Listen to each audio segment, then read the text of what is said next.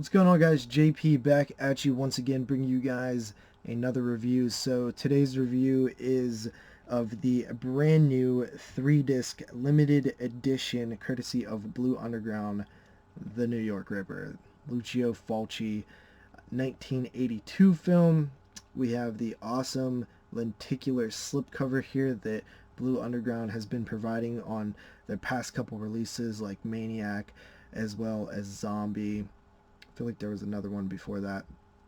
But yeah, they've been kind of doing these 3-disc limited edition releases for all of their past films that, they still have the rights to. I think the next one is actually Two Evil Eyes, which is really cool. I do really appreciate these new 3-discers. They're really awesome.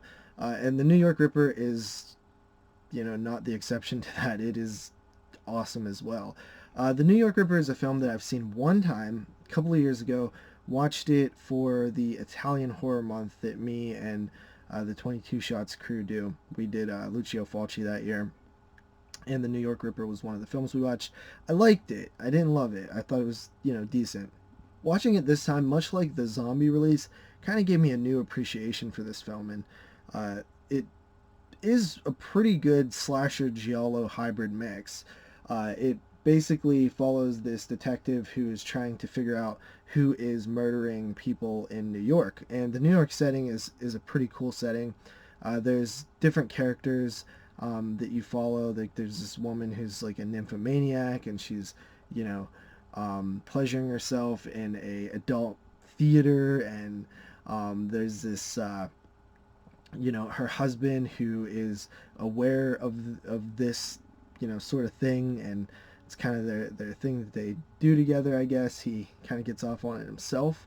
Very, very weird. That woman also goes to this restaurant or something, and there's these couple of like Puerto Rican people, and the dude's basically, I don't even know what you want to call it. He's basically putting his foot up her vagina, his toes or whatever. It's actually pretty uncomfortable and a little disgusting, but that is sort of one of the scenes that I guess the film's known for. And there's this killer who does these quacking noises throughout his murders, and he basically is picking off people in New York, and it's up to this detective to stop him and solve the crime, figure out who's doing this.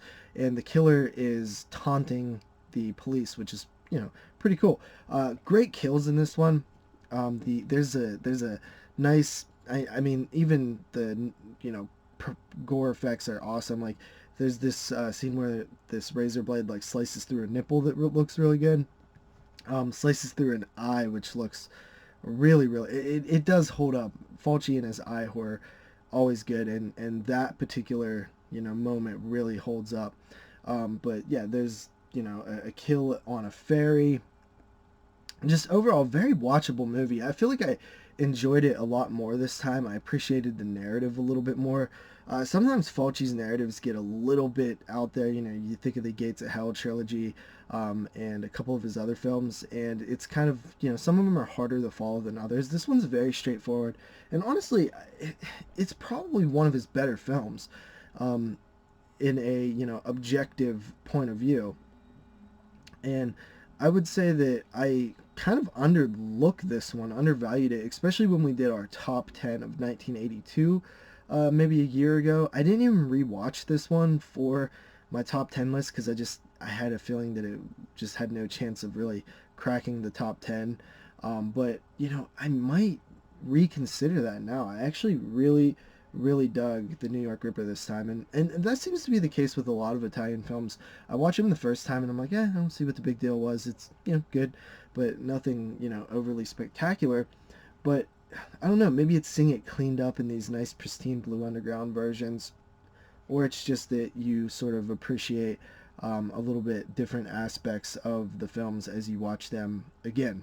But I mean, I've always, even the first time I liked The New York Ripper, I just didn't think it was anything, overly amazing. And I think that it is a really good movie. There is a ton of new special features on the Blue Underground disc here. I have not dug into them at all. But yeah, this is a good release. If you haven't picked it up, definitely do so.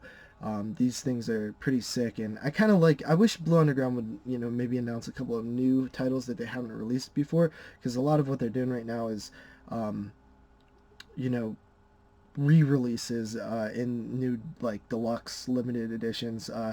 But they are doing, no, new restorations. This is a 4K restoration there, so pretty cool. But I wish they would sort of maybe do some films that we haven't had yet, because I did own this on Blu-ray.